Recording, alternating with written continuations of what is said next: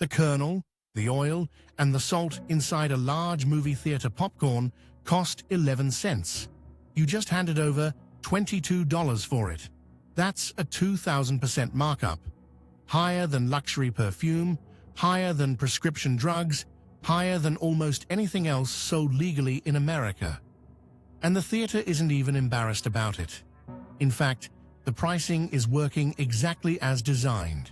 Here's the number that makes it click. The average movie theater keeps roughly 15 to 20 cents of every dollar you spend on a ticket. Studios take the rest, sometimes as much as 70% in the opening weekend. A theater showing a blockbuster on a Friday night is, in accounting terms, barely breaking even on the seat you're sitting in. So the building, the projector, the electricity, the staff, the parking lot, the insurance, none of that is being paid for by your ticket. The industry term for what tickets actually do is drive traffic. They are, in the language of retail, a loss leader. The theater is betting that once you're inside, you'll spend again. And the thing they're betting on is sitting behind a glass sneeze guard smelling of fake butter. Popcorn is almost uniquely suited to this strategy. Raw kernels are among the cheapest food commodities on Earth. A pound costs around 25 cents wholesale. A large bucket holds roughly 16 cups of popped corn. That requires about a quarter cup of unpopped kernels, maybe a tablespoon of coconut oil, a pinch of salt. Total commodity cost, 11 cents. Total price to you, $22 in a major chain. The margin is not an accident. It is the entire business model. The markup works because of something economists call a captive market. Once you're inside the theater, there is no competition. The multiplex signs you walk past when you enter, no outside food or beverages, are not a suggestion. They are load-bearing infrastructure. Remove that rule, and the economics of the entire building collapse. The concession stand is not an amenity. It is the revenue engine. The auditorium is the funnel that feeds it. Follow the money forward, and the picture gets sharper.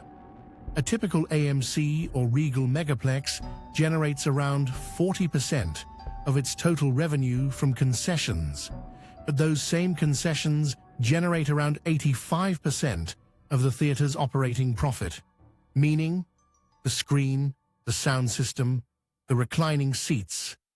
All of that is marketing spend to get you to stand in the popcorn line. The movie is the advertisement. The popcorn is the product.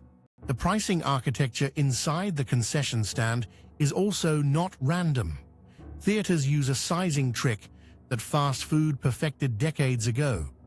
The small popcorn is priced close to the medium, maybe $1 less, so the medium looks reasonable. The medium sits near the large, priced only marginally higher. By the time you reach the large, you've anchored to the small as the baseline, and the large feels like a deal. It isn't. They all carry the same 2,000% markup. The large just carries more of it. The butter, or more precisely, the buttery topping, is a separate line item in this operation. It is not butter. Theatrical popcorn topping is typically a blend of coconut oil, beta-carotene for color, and artificial flavoring. It costs fractions of a cent per pump. The dispenser on the counter with the self-serve pump is there, so you apply it yourself, increasing your sense of customization and ownership of the product. The more attached you feel to your bucket, the less likely you are to experience what the industry quietly calls sticker shock regret. The smell is engineered too. Theaters place their popcorn machines at the front of the lobby, near the entrance, never tucked in a back corner.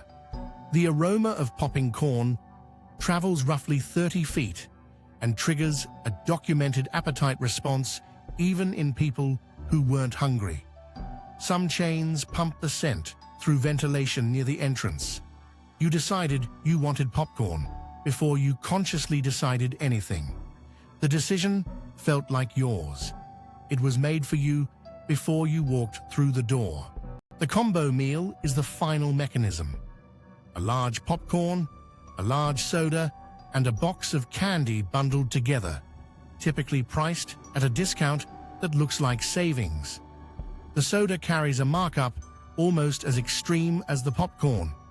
Fountain drinks cost a theater roughly 12 to 20 cents per cup, including syrup and ice. They sell for $6 or $7. The candy, a box of M&Ms that retails at a gas station for $2, runs $4.50 inside. Bundle them, and the theater has sold you 3 maximum margin items while making you feel like you got a deal. Now here's what they don't tell you, because this part is technically legal and widely ignored. In most US states, the no outside food policy is a house rule, not a law. There is no statute that makes it a crime to carry in a bag of nuts or a water bottle. The theater can ask you to leave, that's private property, but the enforcement is almost universally zero. Staff are not searching bags. The policy exists to be printed on a sign, not enforced at the door. The counter move is simple and requires no confrontation. Eat before you go. Carry a refillable water bottle.